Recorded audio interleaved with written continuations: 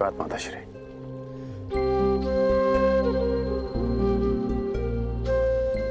मैं जानता हूं आप आज मुझे विजयी होने का आशीर्वाद नहीं देंगे। मैं आज कुछ देने नहीं, स्मरण दिलाने आई हूं। तुम्हें ज्ञात होगा कि मेरे पुत्र और पुत्रवधू के साथ छल हुआ है।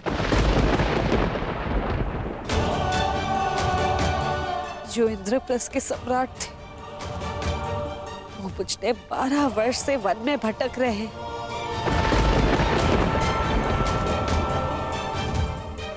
और कुछ ही दिन बचे उनकी स्वतंत्रता में, और उनके साथ फिर से छल होने जा रहा है। हस्तिनापुर से इतनी बड़ी सेना उनकी वृत्त प्रयाण कर रही है। उनकी आत्मा रक्षा के लिए उनके पास एक भी सैनिक नहीं।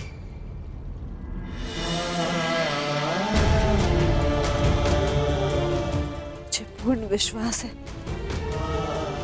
कि तुम मेरे पुत्रों के साथ एक और अन्याय नहीं होने दोगे। मैं तुम्हें स्मरण दिलाने आई हूँ कि माताश्री,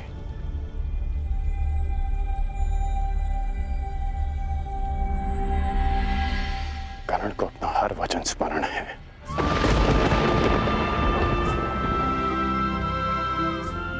मैंने युवराज दुर्योधन के लिए शस्त्र उठाने का वचन दिया है, तो युद्ध तो मैं अवश्य करूंगा।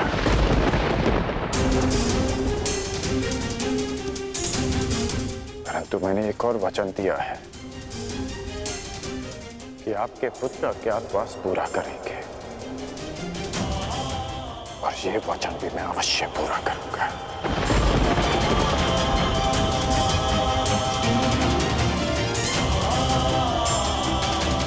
आज्ञा दीजिए माताश्री।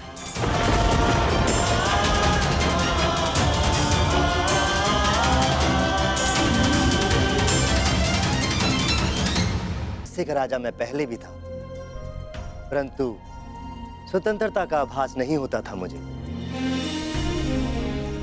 आज वर्षों के पश्चात यहाँ की वायु में स्वतंत्रता अनुभव कर रहा हूं मैं।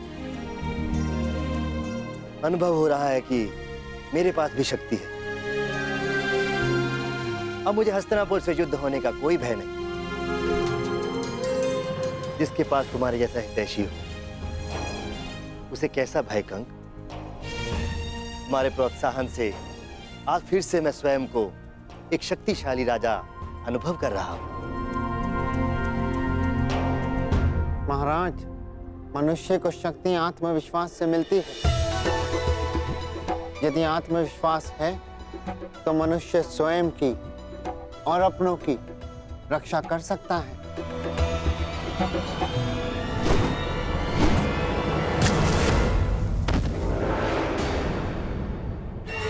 सावधान, आक्रमण हुआ है। तुम्हारा भयोचित था कंक। प्रतीत होता है कि हस्तिनापुर ने आक्रमण कर दिया। हस्तिनापुर ने बिना चेतावनी के आक्रमण कैसे कर दिया? महाराज, विगत नरेश सुशर्मा ने आक्रमण किया है। सुशर्मा, इतना साहस? तुम्हें पराजित होना होगा। चलो, सेना और प्रजा को सावधान कर दो। सब युद्ध के लिए तत्पर हैं।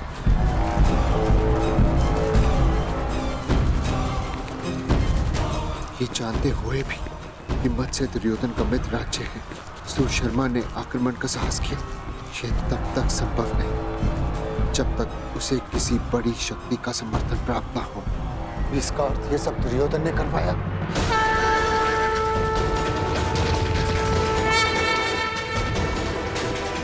दुर्योधन! युवराज, सतर्क ध्वनि का स्वर सुन रहे हैं आप? हमें उन्हें बताना होगा कि हम मत से पर आक्रमण करने नहीं आए। हमें केवल पांडव चाहिए।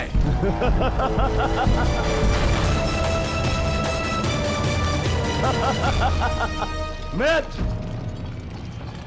उनका सतर्क होना स्वाभाविक है, क्योंकि विराट पर आक्रमण हो चुका है।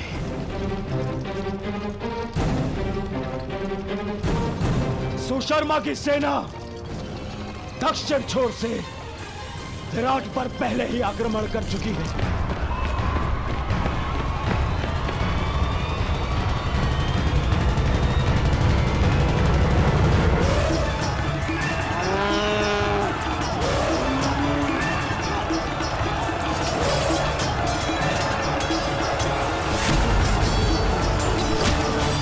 इस योजना के विषय में हमें बताना तुमने उचित नहीं समझा दुर्योधन। मैं हस्तिनापुर का युवराज हूं। मुझे अपनी हर एक योजना सबको बताने की आवश्यकता नहीं है। आज पांडवों के अज्ञातवास का अंतिम दिवस है। विराट नगर के दक्षिण द्वार पर सुशर्मा ने आक्रमण किया है।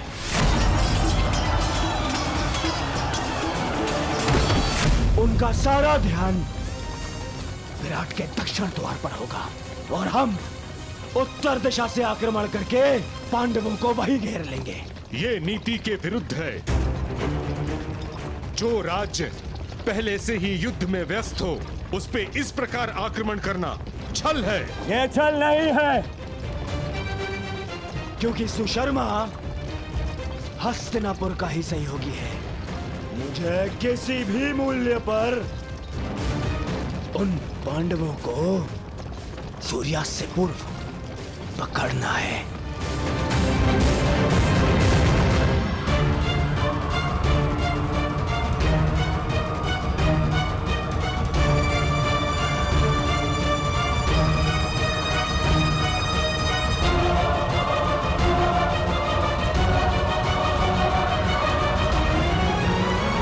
दक्षिण द्वार पर आक्रमण की सूचना सुनते ही वो पांडव उत्तर दिशा से निकलने का प्रयास करेंगे।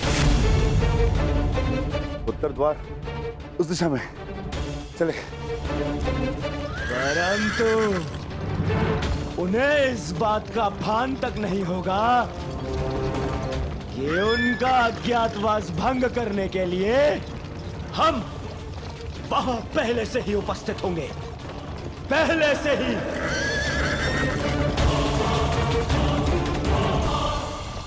दुर्योधन अपने साथी, महारथी और सेनापति को इस प्रकार योजना से अवगत न रखना असम्मान माना जाता है और इस प्रकार से छल करके आक्रमण करना अधर्म। मैं आपको साथ केवल इसलिए लाया हूं पितामह, ताकि आप सब इस बात के साक्षी हो सके कि मैंने पांडवों का अज्ञातवास धर्म सम्मत भंग किया है।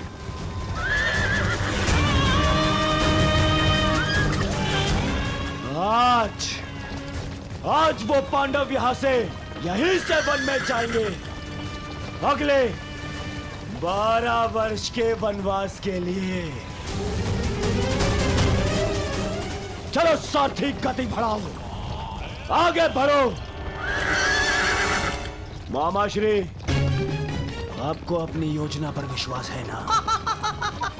मुझे पूर्ण विश्वास है दुर्योधन। पांडव विराट नगर से बाहर निकलने के लिए उत्तरी द्वार का ही प्रयोग करेंगे। देख लेना तुम।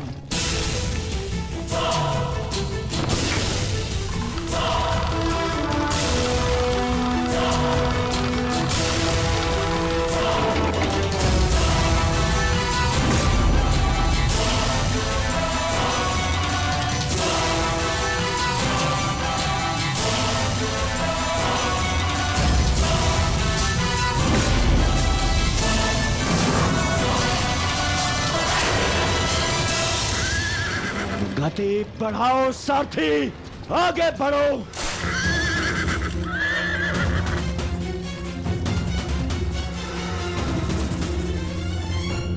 बस सूर्यास्त की देर है, उसके पश्चात हमारा अज्ञातवास संपन्न। ज्येष्ठ शीघ्र ही यहाँ पहुंचते होंगे, उसके पश्चात हम यहाँ से निकल जाएंगे।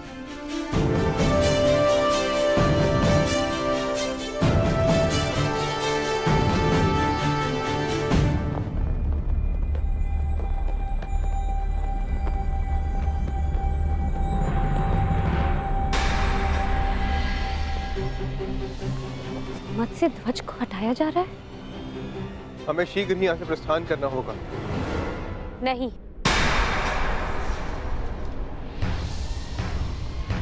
हम नहीं जाएंगे। वही जो सत्य है और वही जो मैं तुम सबसे कहना चाहता हूं।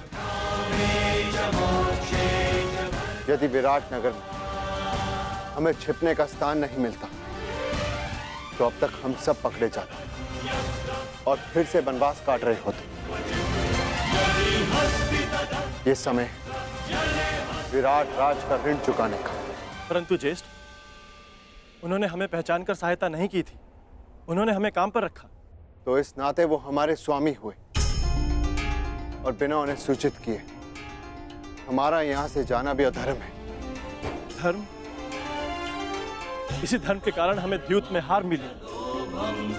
इसी धर्म के कारण आपने फिर से द्यूत खेला। परंतु अब नहीं ज्येष्ठ, केवल एक बार हमारी बात मान लीजिए। पांचाली के खुले काले केशों को देखिए, उस प्रतिज्ञा का स्मरण कीजिए जो हम सब ने मिलकर ली थी। अज्ञातवास पूर्ण होने के पश्चात हम विराट नगर को फिर से मुक्त करा लेंगे ज्येष्ठ। परंतु उस कलंक से स्वयं को कैसे मुक्त करेंगे आर्य?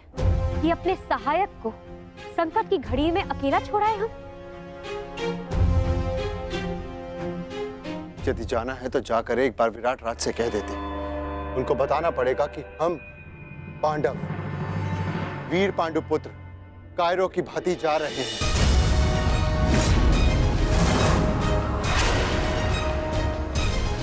ज्येष्ठ भ्राताश्री सही कह रहे हैं सहदेव।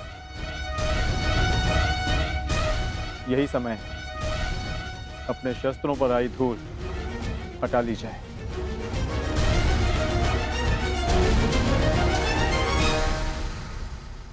छोड़ो, छोड़ो मुझे, छोड़ो, छोड़ो, छोड़ो मुझे। मैं यहाँ से नहीं जाऊंगी। अपने पिता, अपने नगर को छोड़ के मैं नहीं जाऊंगी। परंतु महाराज को बंधक बना लिया गया है और मेरा कर्तव्य है आपको सुरक्षित स्थान पर पहुंचाना राजकुमारी जी। और मेरा कर्तव्य अपनी जन्मभूमि, अपने नगर की रक्षा करना है।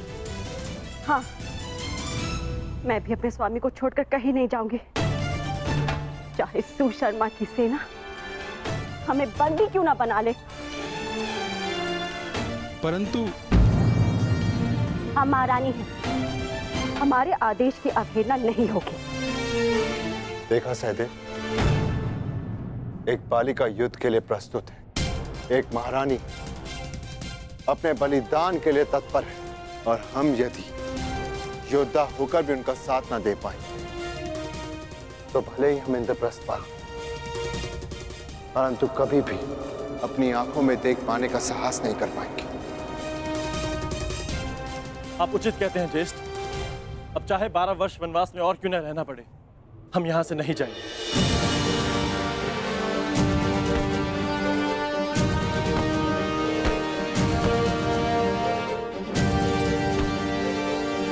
भयभीत होने की कोई आवश्यकता नहीं है माताश्री, मैं आपकी रक्षा करूंगा। मेरे होते हुए राज्य पर कोई कुरुदृष्टि नहीं रख सकता। कहाँ प्रयाण की तैयारी कर रहे हैं युवराज? युद्ध के लिए। ज्ञात है ना, मेरे पिताश्री को शत्रुओं ने बंदी बना लिया है। मैं एक योद्धा हूं, मैं युद्ध करूंगा उनसे, विराट नगर का मान बचाऊंगा। क्षमा चाहती हूँ युवराज, आप अभी बालक हैं, युद्ध कैसे लड़ेंगे? क्यों? संकट के समय में राज्य की रक्षा करना तो युवराज का धर्म है। मेरे पिता मत्स्य राज अभी संकट में, और पुत्र और युवराज होने के नाते ये मेरा कर्तव्य है। निसंदेह युवराज, ये आपका धर्म है, परंतु आपका सुरक्षित रहना भी अत्यंत आवश्यक है। और सेना की एक टुकड़ी महाराज की रक्षा के लिए भेजी जा चुकी है। सेना नहीं, योद्धा की आवश्यकता है। मैं युद्ध करूंगा उनसे। माताश्री, आप ही मुझे बताइए, क्या मेरा जाना अनुचित है? हमारे राज्य पर आक्रमण हुआ और हम ऐसे ही बैठे रह सकते हैं? तुम उचित कह रहे हो पुत्र, परंतु महारानी की जय हो। नगर के उत्तरी छोर से भी शत्रुओं ने आक्रमण कर दिया है।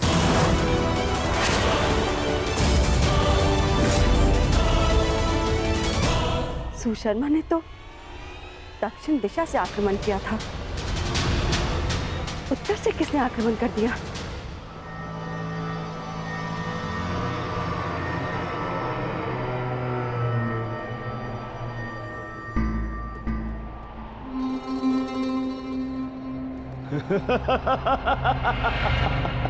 अब कहां छुपेंगे पांडव पुत्र? आज होगा पांडवों का अज्ञातवास भंग।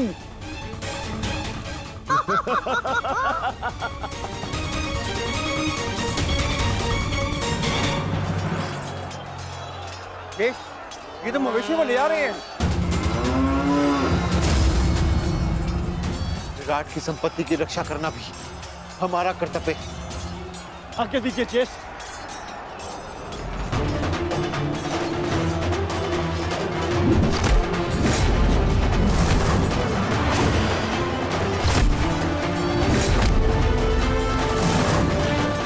मुझे विश्वास है नकुल और सहदेव इस ओर संभाल लेंगे। हमें शीघ्र ही विराट राज को खोजकर उन्हें मुक्त कराना होगा। भीम, वो रे विराट राज, शीघ्रता करो। बड़ा विराट राजा बनता था। कीचक ही तुम्हारी शक्ति थी, उसके बिना तू एक बूढ़ा हारा पुरुष है विराट राज।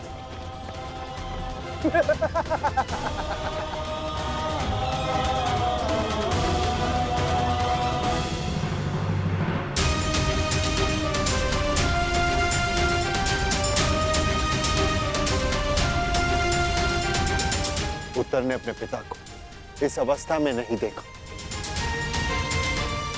यह श्रेयस्कर हुआ।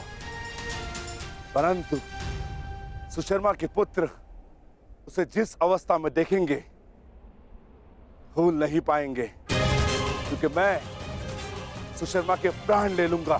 सावधान भीम, संभल कर प्रहार करना। तुम्हारी शक्ति से तुम्हारी पहचान हो सकती है, संभल कर।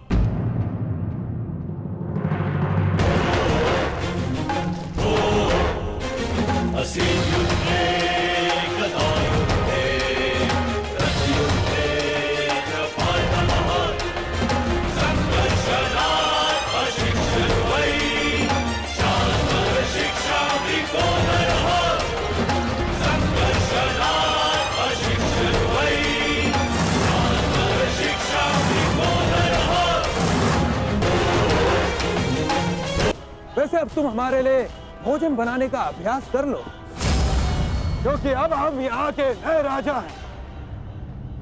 सैनिकों, बंदी बना लो इसे।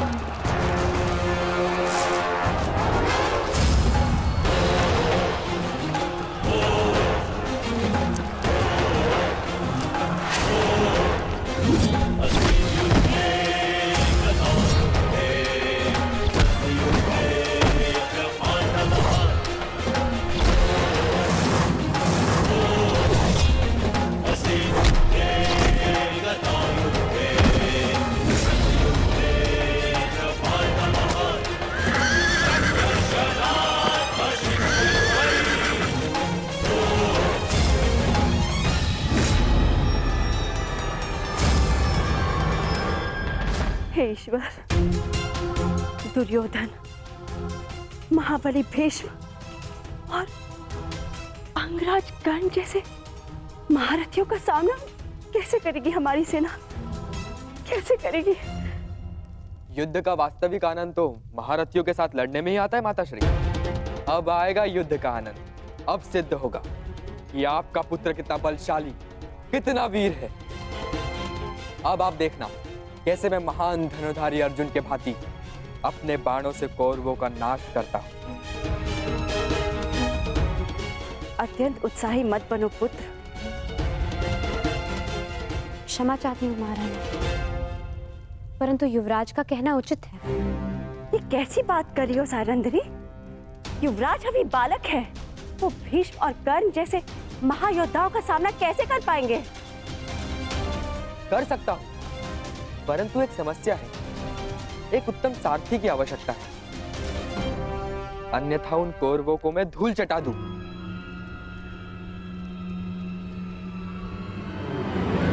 प्रतीक्षा किस बात की युवराज? आगे बढ़िए। क्या? मैं बताती हूँ महारानी। बृहनला कुमार की सारथी बनकर जाएगी। क्या? बृहनला एक किन्नर मेरी सारथी बनेगी? अरे ये नृत्यशाला नहीं, युद्ध भूमि है, युद्ध भूमि। वीणा की तार और अश्वों की रास में बहुत अंतर होता है। वहां मृत्यु तांडव करती है। सैरेंद्री, तुम इतना मूर्खतापूर्ण सुझाव कैसे दे सकती हो? कुमार, आपने महान धनुर्धर अर्जुन का नाम लिया, इसी कारणवश मैंने बृहनला को आपकी सारथी बनाने का सुझाव दिया, क्योंकि एक समय पर बृहनला अर्जुन की सारथी रह चुकी है। क्या? ये अर्जुन की सारथी? विश्वास नहीं होता।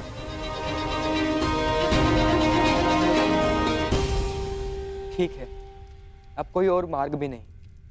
मैं तुम्हें अपने साथ आने की आज्ञा देता हूं। यदि तुम महान अर्जुन की सारथी थी, तो मैं भी तुम्हें अपनी सारथी बना सकता हूं।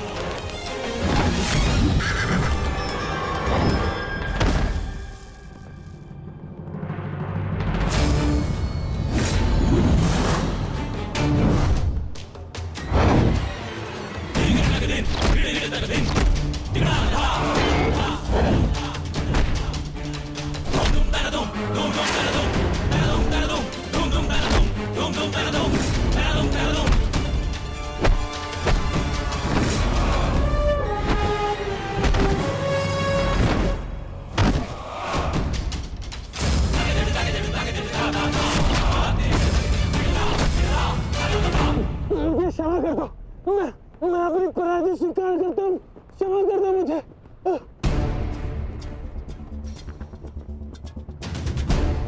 इतने भी बुरे दिन नहीं आए कि प्राणों की भीख मांग रहे एक याचक को निराश करूं। तुम महाराज के दोषी हो।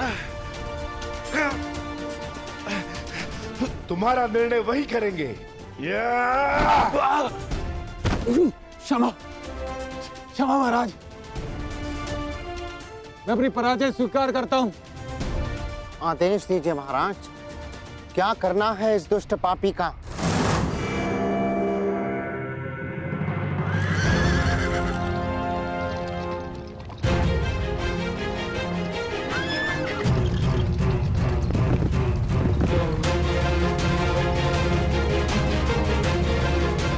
बृहनला, युद्ध में सारथी का महत्व महारथी से कम नहीं होता।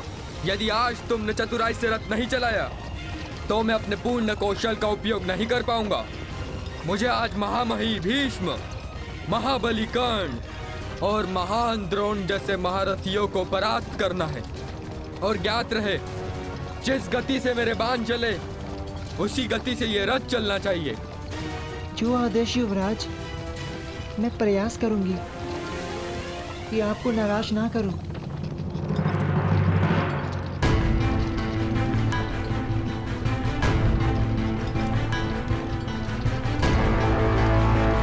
ये सामने क्या है?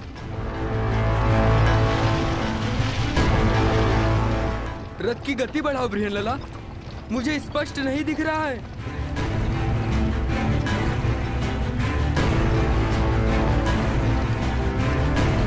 क्या ये कोई चक्रवात है? नहीं युवराज, ये धूल है जो हस्तिनापुर की विशाल सेना के पथ संचालन से उड़ रही है। क्या? हस्तिनापुर की सेना इतनी विशाल?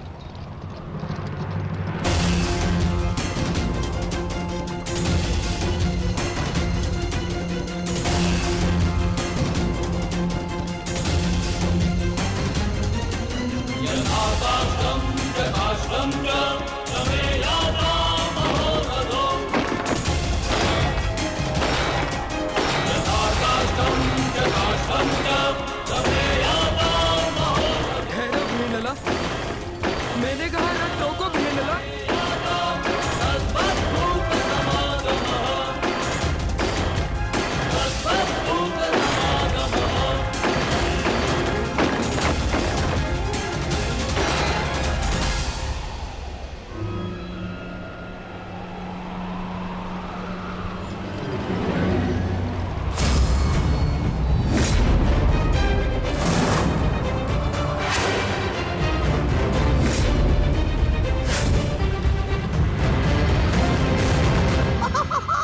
मैंने कहा था ना दुर्योधन कि पांडव उत्तरी दिशा से ही बाहर आएंगे। वो रथ देख रहे हो? कदाचित उसी रथ में छिपकर भाग रहे हैं भगोड़े। आओ!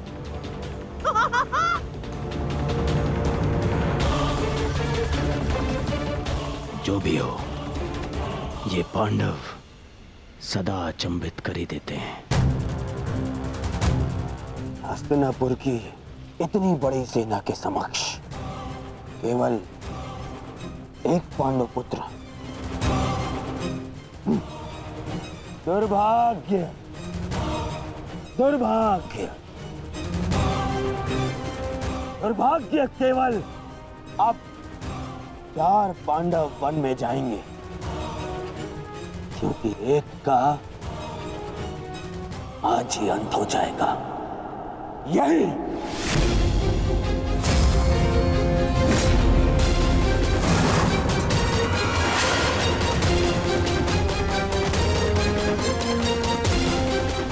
ठहरो सारथी। क्या हुआ युवराज? आपने रोकने के लिए कहा? हाँ, तुम्हें सुनाई नहीं देता? मैंने कहा रथ रोको।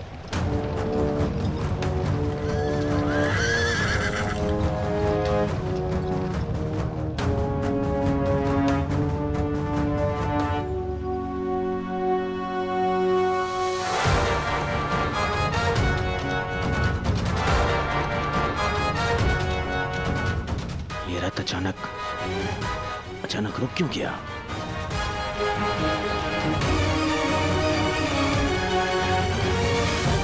क्या हुआ युवराज? आपने रोका क्यों? शत्रु हमारी प्रतीक्षा कर रहा है। अपने बाणों का स्वाद चखने का सौभाग्य दीजिए उन्हें। तुम मूर्ख हो बृहनला। अरे माना मैं वीर हूं, परंतु इतनी विशाल सेना से युद्ध करना तो आत्महत्या है। देखो, दाएं से बाएं तक जहां दृष्टि जाती है हस्तिनापुर की सेना फैली हुई है। देखो, वो दूर श्रीतिश तक घेर लिया है उन्होंने। बृहनला, मुझे लगता है कि हमें सेना के साथ आना चाहिए। कौन सी सेना युवराज? इस मत्स्य में यदि कोई महारथी शेष है तो वो केवल आप हैं। परंतु इतने महारथियों और इतनी विशाल सेना के समक्ष तो मैं पल भर भी नहीं ठहर पाऊंगा। नहीं, तुम रथ को पुनः महल ले चलो। नहीं युवराज, ऐसा सोचना भी अधर्म है। आप विराट नगर के युवराज हैं। भूल गए महारानी और कुमारी उत्तरा को क्या वचन दिया था आपने? इस समय प्रजा की एकमात्र आशा आप हैं। परंतु यदि आप कायरों की भांति भाग निकले तो विराट नगर पर, आपके कुल के मस्तक पर भयंकर कलंक लग जाएगा। वो देखिए,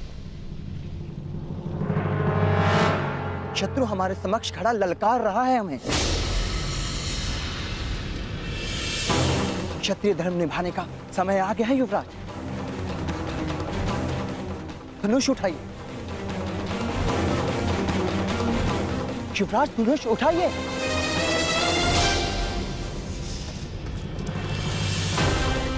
युवराज रुक जाइए, कायरता मत दिखाइए। शत्रु को पीठ दिखाकर भागना एक सबसे बड़ी मूर्खता है, एक योद्धा के लिए सबसे बड़ा पाप है। पाप सह लूंगा, परंतु इस सेना के वाहन नहीं सह पाऊंगा। मुझे नहीं कहलवाना योद्धा, मुझे अपने प्राण अधिक प्रिय है। मैं तुम्हें भागने नहीं दूंगा कुमार, भागने नहीं दूंगा।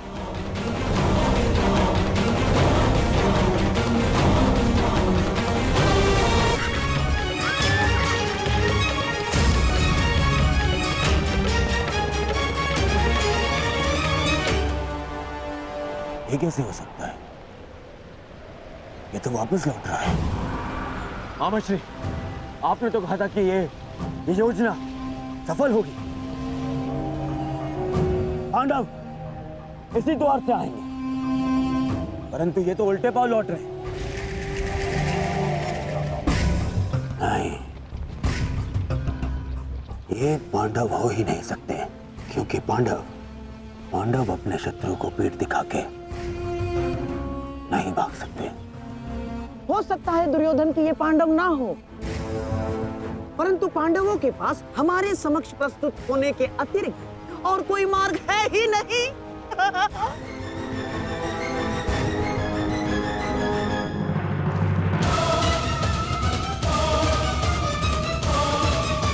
आप भाग नहीं सकते कुमार। कोई और मार्ग नहीं है बृहनलाला, मैं इतनी शक्तिशाली सेना से युद्ध नहीं कर सकता। परंतु मेरी दृष्टि में युद्ध के अतिरिक्त कोई मार्ग नहीं।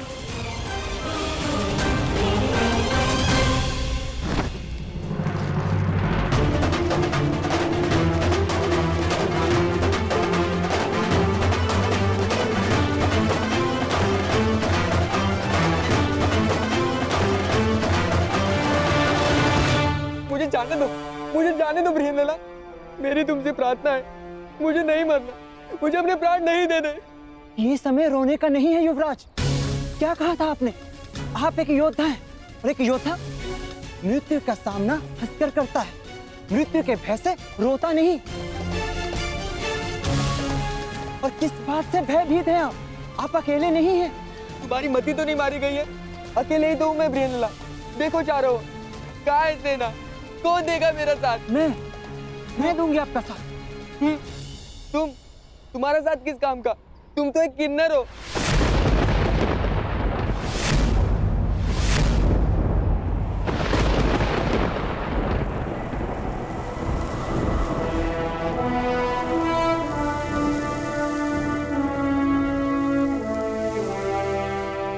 नहीं उत्तर। मैं कौनते अर्जुन,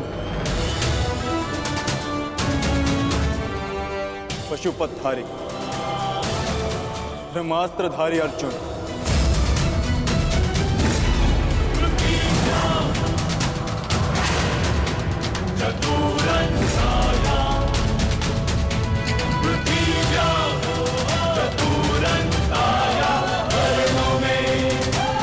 असंभव।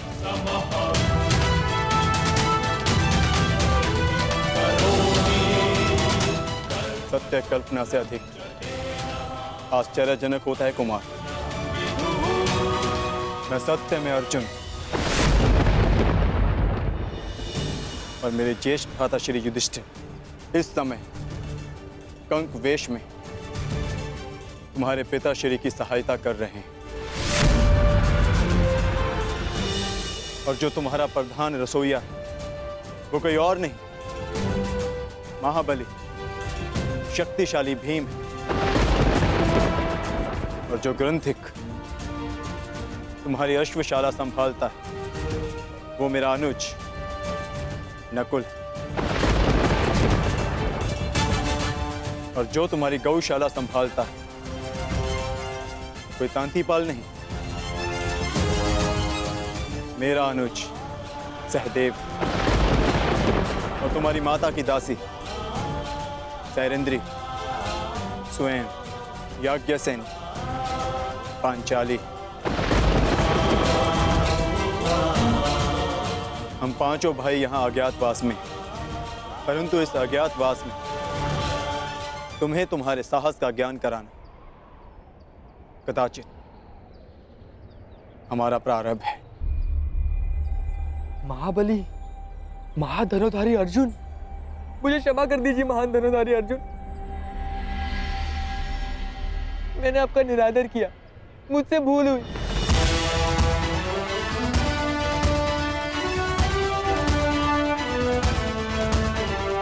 ये तुम्हारी भूल नहीं, हमारी सफलता है कि तुम हमारा वास्तविक रूप पहचान नहीं पाए। परंतु भविष्य में किसी को छोटा समझकर उसका निरादर करना सबसे बड़ी भूल होगी। मनुष्य भिक्षुक हो या राजा, सबसे पहले मनुष्य होता है और हर मनुष्य को सम्मान पाने का अधिकार है। ये मेरा सौभाग्य है कि मुझे आपका साथ मिला। अब मेरे लिए क्या आदेश है? आदेश नहीं, निवेदन है। जिस मत्स्य ने हमें शरण दी उसका आदर बना रहे, इसलिए हमें पुनः रणभूमि लौटना है। आपको अपने साथ पाकर मुझ में साहस जाग गया है। चलिए विराट के शत्रुओं का नाश कर देते हैं। निसंदेह, परंतु महाबलियों का सामना करने के लिए हमें कुछ वस्तुओं की आवश्यकता होगी। उस वृक्ष पर लटके श्वेत वस्त्र में हमारी कुछ वस्तुएं।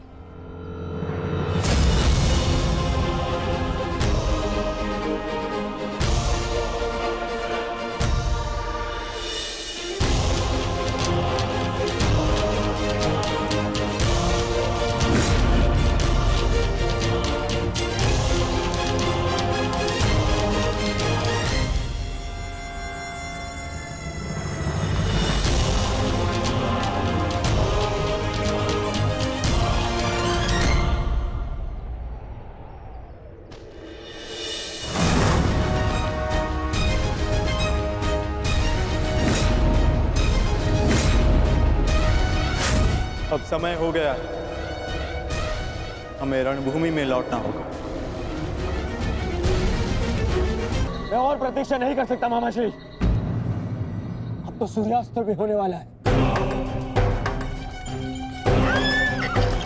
एक रथ आ रहा है।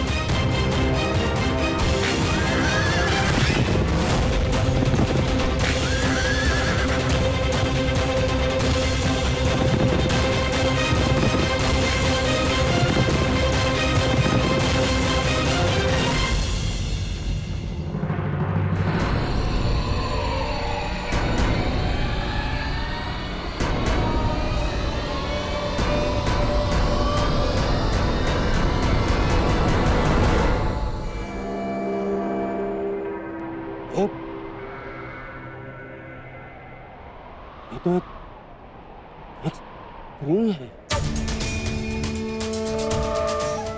स्त्री है? ये तो प्रेरणा है।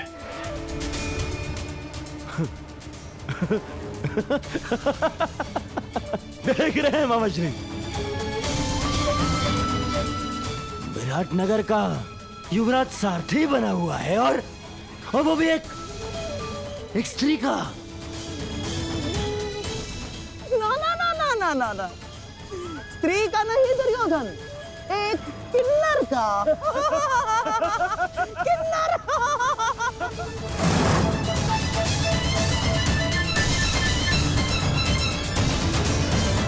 ऐसे तुमसे युद्ध करना मेरा और हसनैनापुर के मान का अपमान है। परंतु फिर भी मैं बता दूं कि मैं यहां विराटनगर से युद्ध करने नहीं आया। मुझे केवल पांडव चाहिए। मार्ग से हट जाओ। कदाचित भूल रहे हो युवराज, जिसके हाथ में धनुष होता है उसका परिचय उसका कौशल देता है। तुम्हारे सामने एक योद्धा खड़ा है। विराट नगर की सीमा पार करने से पूर्व तुम्हें मुझसे युद्ध करना होगा। विजय पानी होगी मुझ पे। कल्पना अच्छी है किन्नर, परंतु एक किन्नर से युद्ध करना देख वजह दुर्योधन के सम्मान के विरुद्ध है। परंतु फिर भी यदि युद्ध करने के इच्छुक ही हो तो पहले अपना परिचय दो। कौन तुम? बृहनल्ला नाम है मेरा।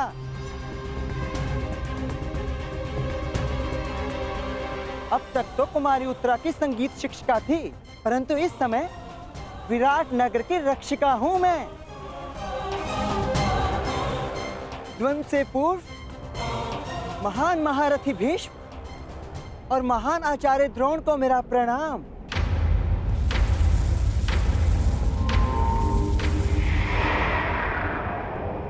हो सकता है ये भेष बदले कोई पांडव ही हो।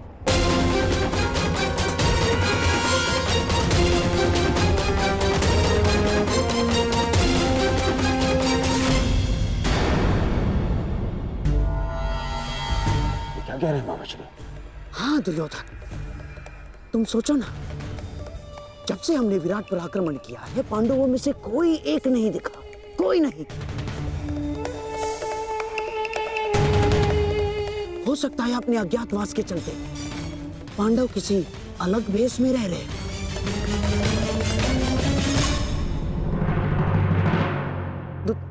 दुर्योधन, मुझे पूर्ण विश्वास है कि ये पांडवों में से ही कोई एक है। तुम मेरी बात मानो, ये वही है। यदि तुम किसी भी प्रकार इससे ये उगलवा सको तो पांडवों का अज्ञातवास भंग समझो। दुर्योधन, यदि हमने ये सिद्ध कर दिया कि ये पांडवों में से ही कोई एक है और स्त्री बनकर हमारे साथ छल कर रहा है, तो हम पुनः पांडवों को 13 वर्ष के लिए वनवास भेज देंगे।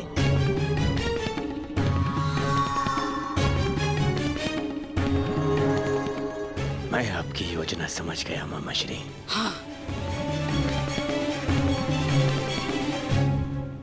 मैं तुमसे अंतिम बार पूछता हूं,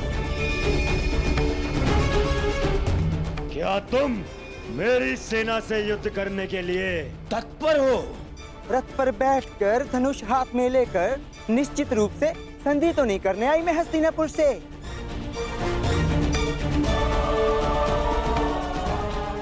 बृहनल्ला नृत्य और संगीत ही नहीं जानती, और भी बहुत कुछ शेष है जो आपके समक्ष आने वाला है।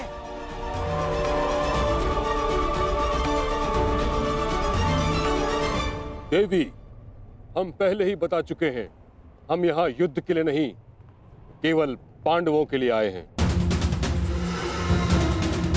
हमें विराट में प्रवेश करने की अनुमति दें। बस पितामह, अब आप एक किन्नर के समक्ष गिड़गिड़ाएंगे। आक्रमण! आक्रमण!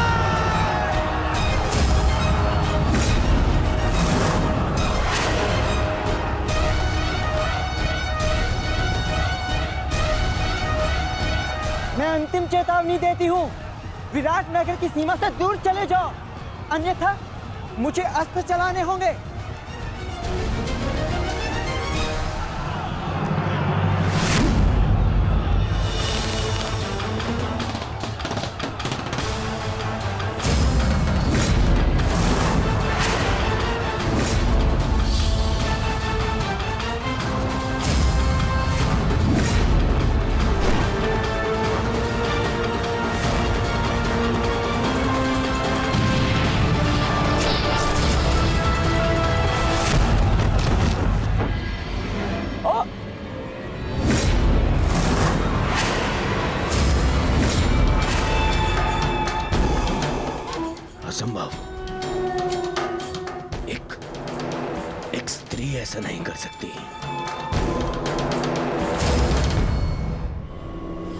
ऐसा धनुर कौशल अब एक बाण से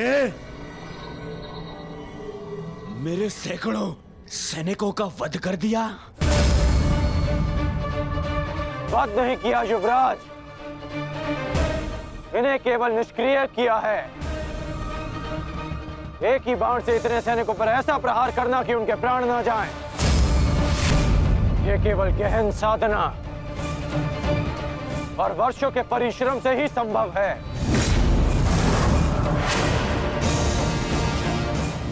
ये कोई साधारण योद्धा नहीं युवराज।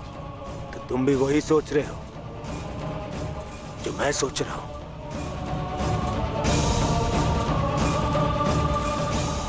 इसका कौशल तो यही संकेत कर रहा है, परंतु कैसे? ये तो एक किन्नर है। यदि ये वही है जो हम सोच रहे हैं, तो मेरा मंतव्य और तुम्हारा लक्ष्य आज एक साथ पूर्ण होंगे। बहुत गर्व है ना अपनी सैन्य शक्ति पर दुर्योधन, परंतु इन निर्दोष सैनिकों के प्राण क्यों गंवा रहे हो?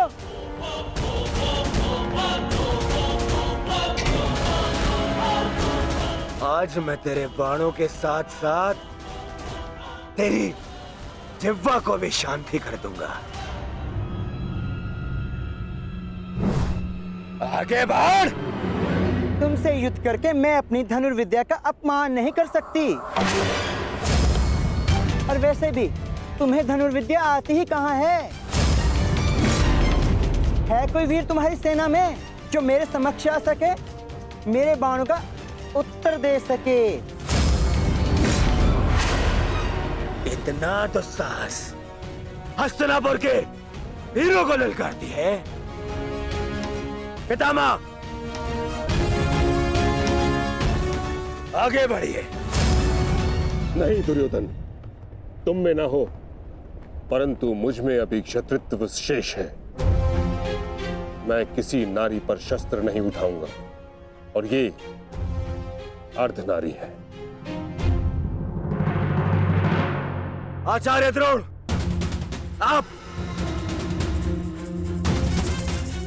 आप इस किन्नर को इसकी भूल का आभास कराइए।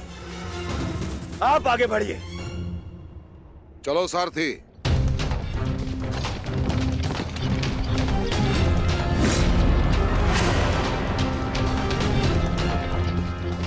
ये कैसी परीक्षा है माधव, जिसने मुझे लक्ष्य भेदना सिखाया, वही मेरे समक्ष लक्ष्य बनकर खड़ा है।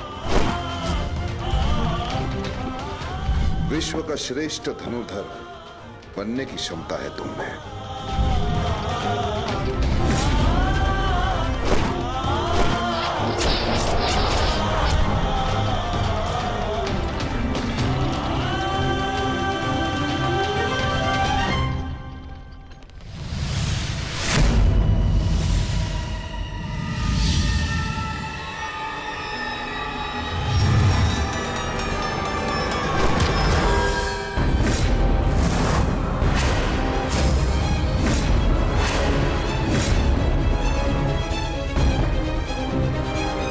मुझे प्रणाम करने वाला ये किन्नर कहीं मेरा शिष्य अर्जुन तो नहीं? परंतु ये कैसे संभव है? अभी सिद्ध हो जाएगा कि ये अर्जुन है या नहीं। सावधान!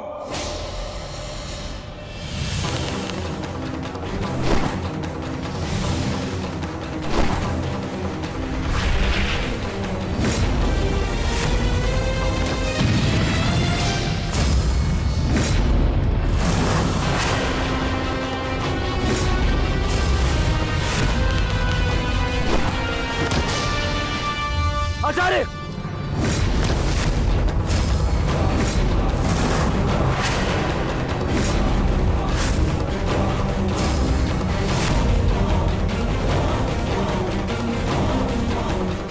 अर्जुन,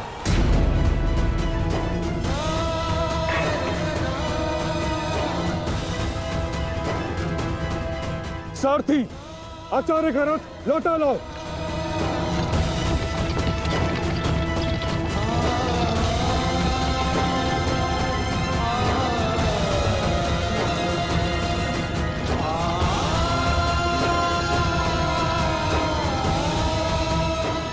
क्षमा चाहता हूँ गुरुदेव, मैंने कभी सोचा भी नहीं था कि आपकी ही सिखाई हुई विद्या का प्रयोग मैं आप पर करूंगा।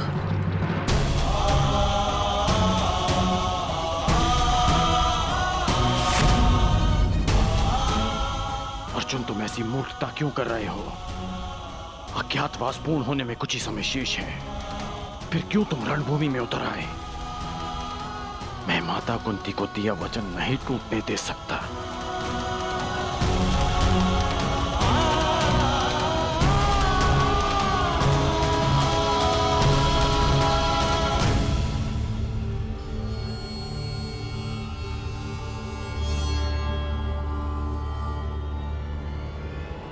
दुर्योधन, समय निकलता जा रहा है। हमें शीघ्र ही इस पांडव को पराजित करके इसका वास्तविक रूप सामने लाना होगा दुर्योधन।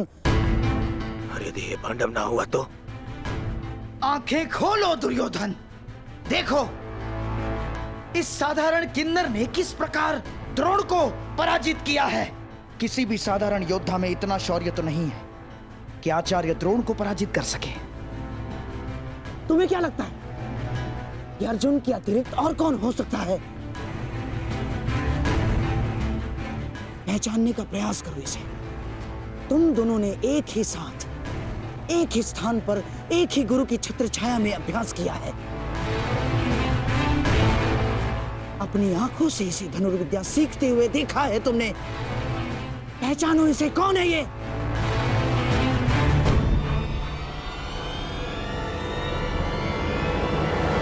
अर्जुन। हाँ दुर्योधन, अर्जुन।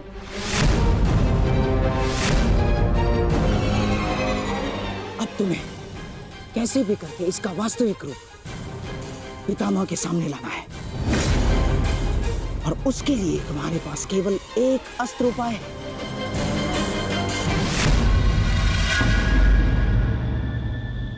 कर्ण।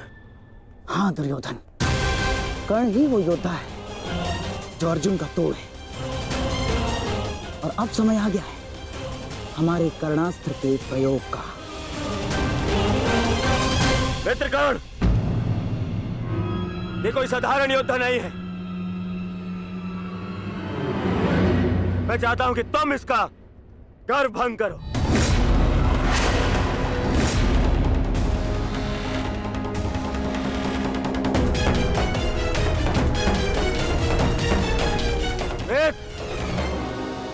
विलंब मत करो, हमारे पास में समय कम है। देखो, सूर्यास्त होने वाला है।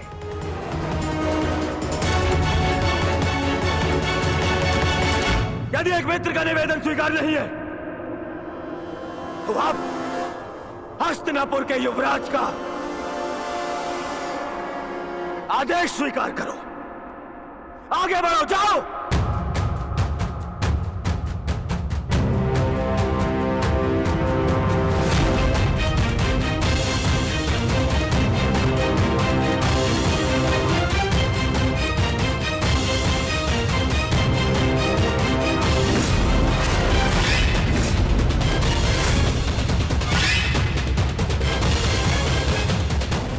अब आएगा युद्ध का आनंद। आज पूर्ण होगा वो अधूरा द्वंद्व। को सामने लाना है। वैष्णव अस्त्र का प्रयोग करो।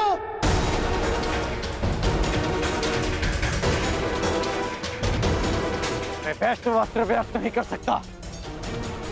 समझते क्यों नहीं हो अंगराज? इस धरती पर केवल एक ही महायोद्धा है जिसके पास पशुपतास्त्र है, और वो है अर्जुन। और यदि इसने पशुपतास्त्र का आह्वान किया तो इसका अज्ञातवास तो भंग हो जाएगा, और पशुपतास्त्र तभी सामने आएगा अंगराज जब उसके समक्ष महाशक्तिशाली वैष्णव अस्त्र का प्रयोग होगा।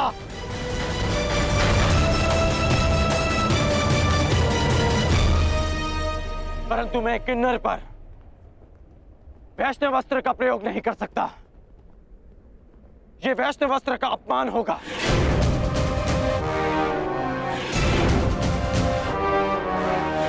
और वैसे भी ये अस्त्र बहुत शक्तिशाली है। तो हमारे सामने खड़ा योद्धा कौन सा कम है अंगराज? देखा नहीं बात ही बात में उसने हमारे सैनिकों को कैसे धूल चटा दी। और तुम्हारा युद्ध कौशल हम कई बार देख चुके हैं, परंतु अब कौशल इसी में है कि समय बचा लिया जाए। समझे तुम? मैं मामा श्री की बात से सहमत हूं कर्ण। वैष्णु अस्त्र का प्रयोग करो कर्ण, बंद करो इसका।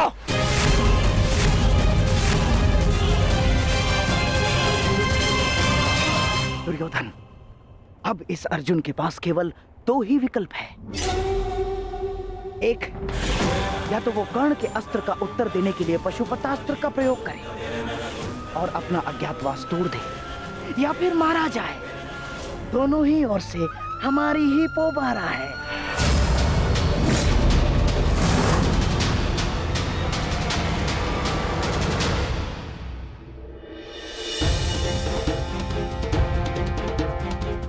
बस कुछ क्षण और, सूर्यास्त होने के साथ साथ यह अज्ञातवास दिया सो जाएगा।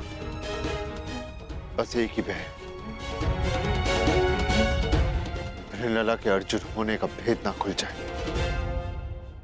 ज्येष्ठ, विराटनगर अब सुशर्मा से सुरक्षित है। हम अपना कर्तव्य पूर्ण कर चुके हैं। हमें शीघ्र ही अर्जुन की सहायता के लिए रणभूमि में जाना चाहिए। नहीं भी, लला के रूप में वो भले ही अर्जुन को ना पहचान पाए। यदि हम पांचों एक साथ गए तो अज्ञातवास निश्चित रूप में भंग हो जाएगा। तो क्या हम अनुज अर्जुन को निस्सहाय छोड़ दें? आर्य अर्जुन निस्सहाय नहीं है आर्य भीम, वो तो पशुपातास्त्रधारी है और अभी तक उनकी ओर से कोई सूचना भी नहीं आई। इसका अर्थ तो यही है कि इन्होंने कौरवों को अभी तक उलझा के रखा है। मेरा अनुज अर्जुन वीर है, परंतु वो अकेला आचार्य द्रोण, पितामह भीष्म और कर्ण के बल का सामना कैसे करेगा? वहां शकुनी का छल भी होगा। संशय में मत रहिए ज्येष्ठ,